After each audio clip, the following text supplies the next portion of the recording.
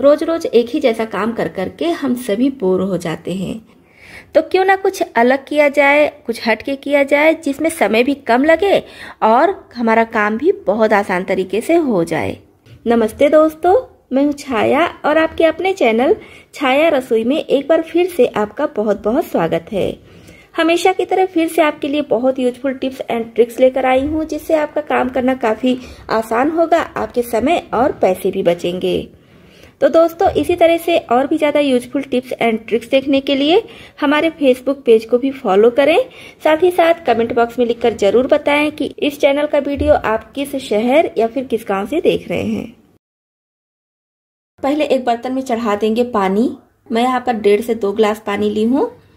अब जब इसमें उबाल आने लगे, मैं डाल देंगे कच्ची हल्दी। कच्ची हल्दी मार्केट में इस समय बहुत आसानी से मिल जाती है, तो आप हल्दी को पहले मार्केट से लाइए, अच्छी तरह से धुल लीजिए और उसके बाद इसको उबालना है। तो इस पानी में हम इसको डाल देंगे, फ्लेम लो मीडियम पर रखेंगे और 10 से 15 मिनट तक इसको हमें उबाल लेना है। ढककर उबालिए तो ज्यादा अच्छा है।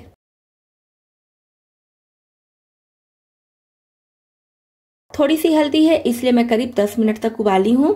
तो 10 मिनट के बाद हम देखेंगे हल्दी का कलर थोड़ा सा चेंज हो जाता है। अब हम फ्लेम ऑफ कर देंगे और इसके पानी को अलग कर लेंगे इस तरह से। तो इसके पानी को हम फेंकेंगे नहीं। जब ये अच्छी तरह से ठंडा हो जाएगा तब आप इसको अपने प्लांट्स में डाल दीजिए। प्लांट्स की ग्रोथ बहुत अच्छी होती है इससे। और इधर ये जो हल्दी है, हल्दी को हम क्या करेंगे, जब थोड़ा ठंडा हो जाए तब इसको छोटे छोटे टुकड़ों में इस तरह से कट कर लेंगे। आप अगर हल्दी को बहुत जल्दी सुखाना चाहती हैं कि एक ही दिन में जल्दी से सूख जाए, तो बहुत ही छोटा छोटा कट कीजिए। और अगर चाहती हैं कि आपके पास 4-5 दिन है, सप्ताह भर है, तो ऐसे साबुत भी रहने दीजिए, तो भी हल्दी सूख जाएगी। लेकिन उसके लिए तेज धूप चाहिए, नहीं तो फिर हल्दी ऊपर से काली दिखने लगती है। तो मैं इसको छोटे छोटे टुकड़ों में कट कर ले रही हूँ, क्योंकि अभी धूप भी बहुत अच्छी नहीं हो रही है। किसी दिन हो रही है, किसी दिन नहीं हो रही है। तो छोटे टुकड़ों में कट रहेगा ना, तो ये जल्दी से सूख जाएगी। तो इस तरह से सारी हल्दी को कट करके हम धूप में अच्छे से सुखा लेंगे। तो इस समय बहुत अच्छी धूप नहीं हो रही थी, इसलिए थोड़ा सा समय लग गया। इस हल्दी को सूखने में 3 दिन लग गया है। अब इसको हम मिक्सी जार में डालकर इसका फाइन पाउडर तैयार कर लेंगे। तो इस तरह से मैं इसका पाउडर तैयार कर ली हूँ। इसके ढक्कन में भी काफी सारा हल्दी का पाउडर लग जाता है, इसको निकाल लेंगे। साथ ही साथ मिक्सी जार में जो चिपका उपका है वो सब भी निकाल लेंगे। अब इसको छानने के लिए हमें महीन जाली की छन्नी चाहिए, क्योंकि हल्दी पाउडर है। तो हल्दी पाउडर का यूज हम बहुत सी जगहों पर करते हैं। दूध में करते हैं, दाल में करते हैं, सब्जी में, या फिर स्किन में लगाने के लिए भी करते हैं। तो आप कोशिश कीजिए कि महीन जाली की छन्नी लीजिए, तो इसका कलर भी बढ़िया से निखर कर आएगा और हमारा हल्दी पाउडर भी वेस्ट नहीं होगा, सब अच्छे से पाउडर बन जाएगा। तो इतना हल्दी देखिए बच गया है। ये बहुत थोड़ा सा है, इसलिए सेकंड टाइम इसको पीसेंगे तो अच्छे से नहीं पीसेगा।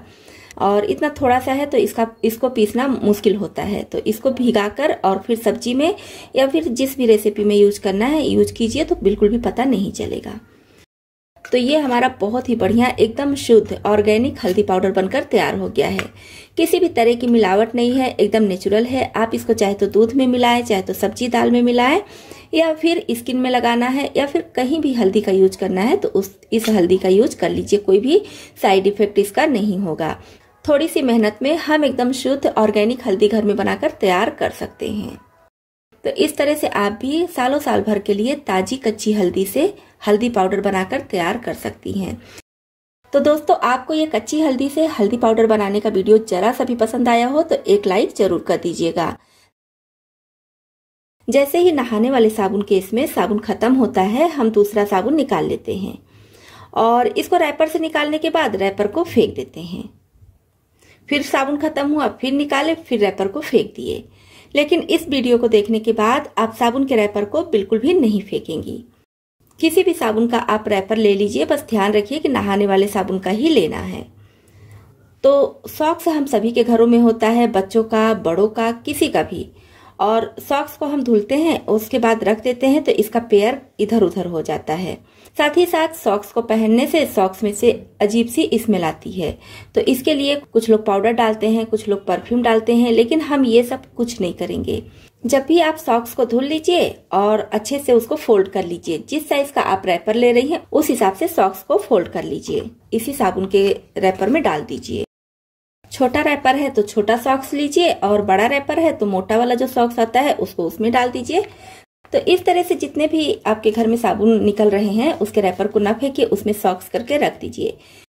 इसको आप अलमीरा में रख दीजिए या फिर कहीं भी इस तरह से खड़ा करके ऑर्गेनाइज करके रख सकती हैं, किसी बास्केट वगैरह में। इससे क्या होगा, सॉक्स दोनों एक साथ रहेगा, गायब नहीं होगा। साथ ही साथ जब हम इसको निकाल कर बच्चों को देंगे या बड़ों को देंगे या खुद पहनेंगे तो इसमें से बहुत अच्छी साबुन की खुशबू आएगी। तो इस तरह से साबुन के रैपर को फेंकने से पहले आप इस टिप को जरूर अपनाएं। बहुत ही यूजफुल टिप है, बहुत ही काम की टिप है। हमारी नेक्स्ट टिप है बिगनर के लिए। जो बच्चे या बड़े अभी नया नया आटा गूंथना सीख रहे हैं उनके लिए यह टिप बहुत यूजफुल है, क्योंकि जब भी हम आटा गूंथते हैं तो ढेर सारा आटा जिस बर्तन में हम आटा गूंथते हैं उसमें लग जाता है, साथ ही साथ हाथों में भी बहुत ज्यादा लग जाता है, जिसकी वजह से झल्लाहट होती है, आटा गूंथने का मन नहीं करता है। अगर आप एक्सपीरियंस वाले हैं तब तो कोई दिक्कत नहीं है, लेकिन बिगनर के लिए काफी प्रॉब्लम हो जाती है। तो इसके लिए क्या करें, जिस बर्तन में आपको आटा लगाना है उसमें बिल्कुल हल्का सा कुकिंग ऑयल लगा लीजिए। कोई भी कुकिंग ऑयल लगा लीजिए, कोई दिक्कत नहीं है। उसके बाद आप इसमें आटा लीजिए, फिर इसमें डालिए हल्का गर्म पानी। हल्के गर्म पानी से आटा बहुत जल्दी गूंथकर तैयार हो जाता है। और इसमें जो हम ऑयल लगाए हैं, ऑयल लगाने की वजह से बर्तन में आटा चिपकेगा नहीं, साथ ही साथ हाथों में भी आटा नहीं चिपकता है। बहुत आसानी से आप आटे से डो बनाकर तैयार कर सकते हैं। तो देखिए, हमें ज्यादा मेहनत करने की जरूरत नहीं पड़ी। हमारे हाथों में बहुत कम आटा लगा है और बर्तन में तो बिल्कुल नाक के बराबर आटा लगा है। ये देखिए, तो इस तरह से अगर आप बिगनर हैं तो बहुत आसानी से आटा गूंथकर तैयार कर सकती हैं। हम सभी के घरों में इस तरह का लिड होता ही है, जिसके ये बीच में जो है यहाँ पर जंग लग जाता है। तो जब भी इसमें हम कोई भी खाने पीने की चीज रखते हैं, सूखी चीज है, ड्राई चीज है, तब तो कोई दिक्कत नहीं है। लेकिन अगर कोई लिक्विड चीज रख रहे हैं, वो गर्म है, तो इसके लिड में भाप बनता है। तो यहाँ से जो पानी होते हुए नीचे गिरता है उसमें भी काफी जंग आ जाता है, जिससे हमारी जो चीजें होती हैं वो खराब होने का डर होता है। तो अगर आपके पास भी इस तरह से कोई भी लिड है जिसमें जंग लग जाता है बार बार, सामान को ढकने में सामान के खराब होने का डर होता है, तो क्या कीजिए, आप थोड़ा सा नेल पॉलिश यहाँ पर लगा दीजिए। इससे क्या होगा कि इसमें जो भी भाप बनेगा नेल पॉलिश की वजह से जंग को टच नहीं करेगा। तो जो भी चीजें आप ढकेंगे उसमें जंग वाला पानी नहीं गिरेगा, आपका सामान बिल्कुल सेफ रहेगा और आपके लिड की लाइफ भी काफी लंबी होगी, क्योंकि जंग लगने की वजह से इसके जल्दी खराब होने का डर होता है। तो इस टिप को आप भी अपने किचन में, अपने घर में अपना सकती हैं। तो जब भी हम लोहे के तवे पर रोटी बनाते हैं तो रोटी बनाने के बाद तवे को ऐसे ही छोड़ देते हैं नॉर्मल होने के लिए, और फिर इसको मांजते हैं, धुलते हैं, रखते हैं। लेकिन अब जब भी आप रोटी बनाइए तो तवे को ठंडा होने के लिए ना छोड़िए। तो जब आप रोटी बना लीजिए, फ्लेम ऑफ कर दीजिए और तवा गर्म रहे तभी इस पर डाल दीजिए 1 कप पानी, और पानी को तवे पर ऐसे ही छोड़ दीजिए जब तक कि ये नॉर्मल टेम्परेचर पर ना आ जाए।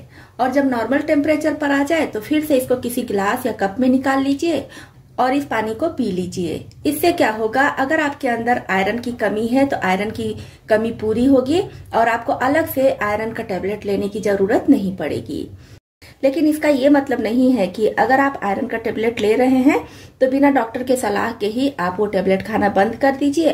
तो आप ऐसा बिल्कुल ना कीजिए। जब तक आपके डॉक्टर बोले आपको टेबलेट लेने के लिए तब तक जरूर लीजिए।